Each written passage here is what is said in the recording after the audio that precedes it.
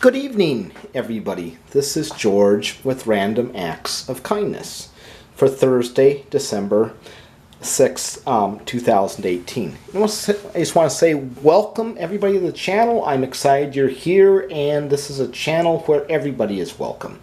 I don't really care what your nationality is, what your creed is, what your orientation, what your skin color. It doesn't matter. We're all human, and the goal for this channel is for you and I together to make this world a better place. And the way this channel got started is I am basically tired of watching TV. I'm tired of all the negativity. I turn on the evening news and I turn it off. So, I think about this. I think often, I look at young-born babies and they're good. I believe human nature is primarily good. Somewhere along the way, I don't know if it's our society, but what kind of brings out the grumpy side of people, and all of a sudden people stop caring, which I'll talk more about a little bit later in this episode. Yesterday was President Bush Sr.'s funeral. And to be honest, I got rather irritated yesterday. I got frustrated because, and actually it was a good thing, but it was frustrating for me because I watched the funeral and people on both sides of the aisle, Democrats, Republicans, they were all saying what a wonderful, amazing man this was. What an incredible president he was. And what a civil human being, and looking back at the good old days when he was president, why can't we have more presidents like him? Why did I get irritated? Very simply, it's pretty obvious. Why do they say all of this after the guy is dead? Why could we not say this while he was still alive? And this is what irritates me. And politics, yes, I understand people on both sides are trying to get elected and they'll do anything possible. That kind of irritates me. But at the end of the day, our country is so divided. Why could we have not told him this while he was still alive? I guess my homework for you, my homework for all of us, if there's people in your life, family members, co-workers, friends, people you just know at different activities, just tell them, hey, you know what? I think you're doing a fantastic job. I think you're an amazing person. You're doing a great job. Continue being who you are. Why can't we just give each other a little bit of praise while people are still alive? I think all of us need to hear that. All of us need to hear once in a while, you know what? Yeah, life is hard. We all struggle. But you know what? I watch your actions and you're doing a great job. Keep up the good work. You're a good person. I enjoy being around you. Thanks for being who you are. And you know what? You're doing a fantastic job. And I admire you. Why can't we say we admire people while they're still alive? Why does it take a funeral to bring this out in people? I'll get off my soapbox now, but it was a little bit irritating. It's like, come on. Why couldn't you have told him this? And I don't really care what your political orientation is, people on both sides. Why couldn't you have told the guy while he was still alive? Why did you have to wait till after he had passed away?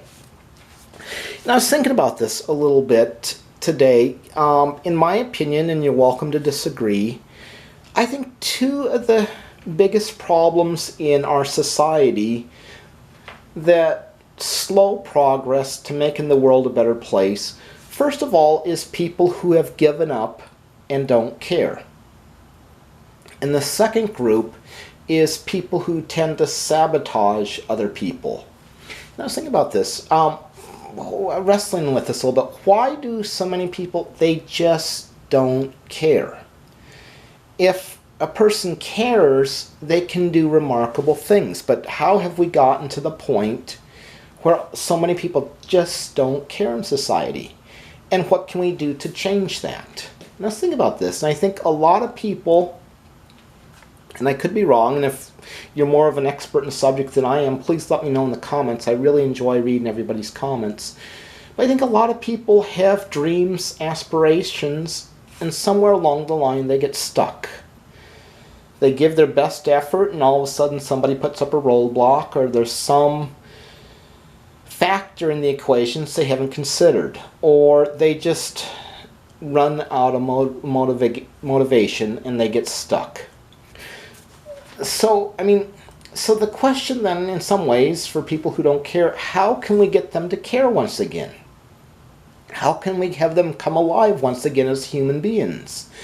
And I do believe there is a role to play in us just providing some encouragement. Hey, I see you're struggling, and the passion I used to see in your eyes, I see it's gone. And what happened, and how are you doing, and how can we get this passion back? And is there a roadblock? And is there anything we can do to get this roadblock removed and start enjoying life again? It's no fun when you're just kind of stuck and you don't care. And I don't really think it's human nature. A lot of people say, I don't care. Well, that's no way to live. And yes, is there something that we can find that you're passionate about? Can you once again restore your passion and your excitement for life? And if we can get more people to stop saying, you know what, I don't care, and start caring again, I think we can turn this country around. And the second thing I was thinking about is people, and it kind of irritates me. You have a person, a man or woman, who is just trying to make their life good. It might be they're in school, high school, middle school, college, and somebody's trying to sabotage them. Or they're starting a relationship. They're very excited. They've met a wonderful man, they met a wonderful woman, they're excited, and somebody else in their life is trying to sabotage the relationship. Or it might be person starting off in their career and they're trying their best, they want to make a good career, they're excited about this, and somebody in their life is sabotaging their career. And yes, I understand that there is envy, there's jealousy, there's frustration, there's resentment, especially sometimes when we feel like the world's not a fair place. And yeah, to be honest, I think part of growing up is realizing, sadly, the world is not a fair place. But you know what? We can do something about that. I cannot control the larger environment, but I can control the people around me. And not really control them, but I can do my best to improve their lives. And so I was thinking about this, a lot of it is resentment. And sometimes it's like, well, if my life is lousy, I don't want to see other people succeeding. And I see this sentiment permeating our society. And I feel strongly this is a cancer. First of all, what can we do to simply say, help the person stop sabotaging, so the other person can actually go on with their life and find some success, some happiness, whether it's schooling, whether it's a job, whether it's a relationship. Instead of trying to sabotage, pull the rug out from underneath the person, can we just cheer the other person on, be happy for the other person? But then the person who is sabotaging, yeah, they're angry, they're bitter about something, resentful. What can we do with that person? Yes, they've had something bad happen in their lives, and can we help them get started on their journey once again? Instead of being just this jerk that wrecks other people's lives, it's because they're not happy. How can we help these people find happiness? And I've been wrestling with this. I enjoy reading your comments. Many of you might actually know more about the subject than what I know. But yeah, I firmly believe if we can get people, first of all, to start caring, and I do believe we can possibly have a domino effect, a chain reaction, if we start being kind to people and being there for people and actually listening to them. Listening closely, listening to what are the roadblocks, and is there anything I can do to help remove some of the roadblocks so they once again can get going. I think it's human nature. I believe it's human nature. Most of us want to have goals in our life we want to reach. And if we can start working towards goals, I think that's what brings happiness. And also, if we could just stop the sabotaging in this country, what an amazing country this could be. I think if we could just that one variable, if we could change that, we would see so much more happiness in families and communities across this country. I was thinking about this a little bit. What is the difference between a child and an adult? A child says, me. The focus is on me. You say, well, okay, a child, there's, you look at the physical development, they're smaller. But then you get to near adulthood, late teens, early adulthood, and it's, well, that line is kind of gray. What is the line? And I think, the real line is the focus. Is the focus on me? What can you do to help me out? And I need you to meet my needs, my wants, my wishes. That's the view of a child. And what's the view of an adult? Well, the adult is, and I have now growing up, I need to open my eyes. There's important people, my family, my coworkers, my friends, my relatives. There's some very important people in my life. If I look around, they need me. And the focus is not on me, it's the focus on other people. And what can I do to provide? And sometimes it is providing for my family, providing financially. But other times it's, just being there.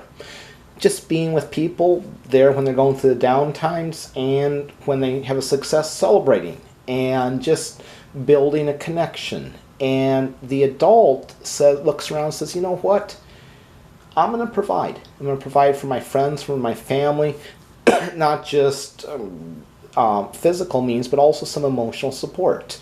When people need a friend, I'm there for them. So, I think if we can help people make this gap, and I'm still wrestling with this. Let's have a conversation on this. How do we change the focus from me to focusing on other people? I think as we make this transition, I feel like it doesn't really matter actual age. I think we have too many people in this country with kind of a childish perspective of the world. It's all about me.